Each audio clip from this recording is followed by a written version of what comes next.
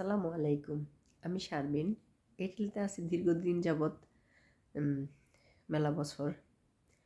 তো আমি আজকে আপনাদের সাথে একটা ইম্পর্ট্যান্ট বিষয় শেয়ার করার জন্য, বিশেষ করে আজকের ভিডিওটি করা।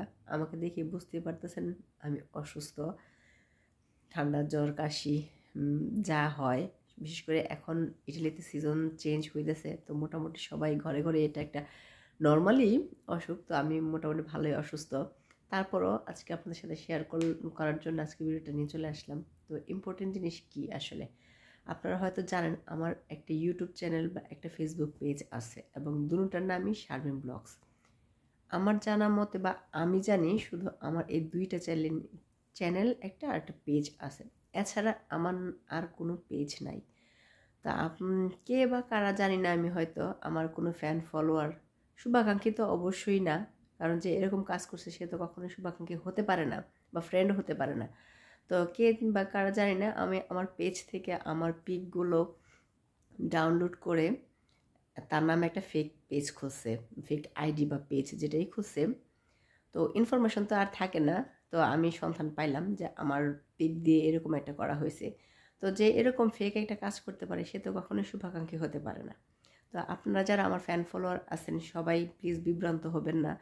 আমার এই শারমিন ব্লগস শুধু এই পেজটাই আছে, বা শারমিন ব্লগস ইউটিউবে একটা চ্যানেল শুধু একটাই আছে। এছাড়া আমার আর কোনো পেজ নাই। তো আপনারা সবাই একটু সাবধান থাকবেন, যেন ভাববেন না যে ওইটা আমার পিক দিয়ে মানে ওপেন করছে বলে ওটাও আমি। সবাই প্লিজ বুঝতেই পারছেন আমি কেন বললাম ওটা থেকে ফলো দেওয়া বা সাবস্ক্রাইব করা ইম্পসিবল করবেন না। সবাই একটু সচেতন থাকবেন।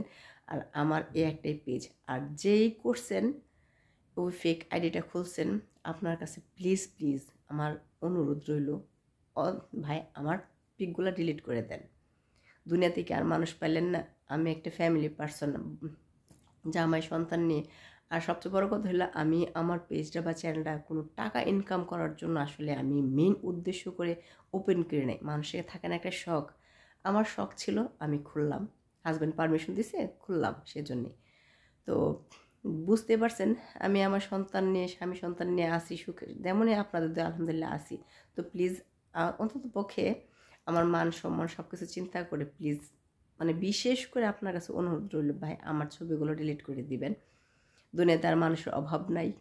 আমি চাই না অন্য কারো কেন দেন। আপনার যখন পেজ চালানো এত শখ, নিজের পিক দিয়ে করেন, তো অন্যেরটা কেন ইউজ করবেন? অবশ্যই না। তো সবাই সচেতন থাকবেন, সাবধানে থাকবেন। আর আপনাদের কাছে আমার মানে আরেকটা মানে পরামর্শ চাই সবার কাছে। আপনারা কি বলেন, আমি কি কন্টিনিউ পেজ চালিয়ে যাব না ডিলিট করে দেব? আমি আসলে বুঝতেছি না। আমি মানে খুবই শকড হয়েছি যে আমি তো এরকম না যে আমার বয়স 16-17 বছর কেউ এরকম করলো। আমার তো 30-এর উপরে বছর। আমি ভাবতাম যে আমি একটা বয়স্ক মহিলা, তো আমার আর কি পিক দিয়ে আর কি হবে? 30-এর উপরে হলে তো আমি একটা বয়স্ক মহিলাই বলতে পারেন। তো কে বা কী করবে, আমার ওইরকম ধ্যান ধারণা ছিল। তো এখন তো দেখা যায় না, মানুষের মেন্টালিটি অনেক খারাপ। কখন কার উপর কখন কোন বিপদ এসে পড়ে সেটা না, শখ কখন আমার উপর আবার বিপদ এসে পড়ে সেটাও আমি জানি না।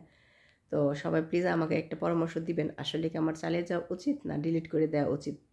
এটা হলো আমার ফ্যান ফলোয়ারদের কাছে ভালো একটা পরামর্শ চাই। আশা করি আপনারা সবাই দিবেন। আর ওই লোকটা, ওই ভাইয়াটা, যেটাই বলি, আমি তো ভাবতাম সবাই আমার শুভাকাঙ্ক্ষী, ভালো কিছু চায়। তো যেই করছেন ভাই, বিনীত অনুরোধ প্লিজ আমার পিকগুলো ডিলিট করে দিবেন।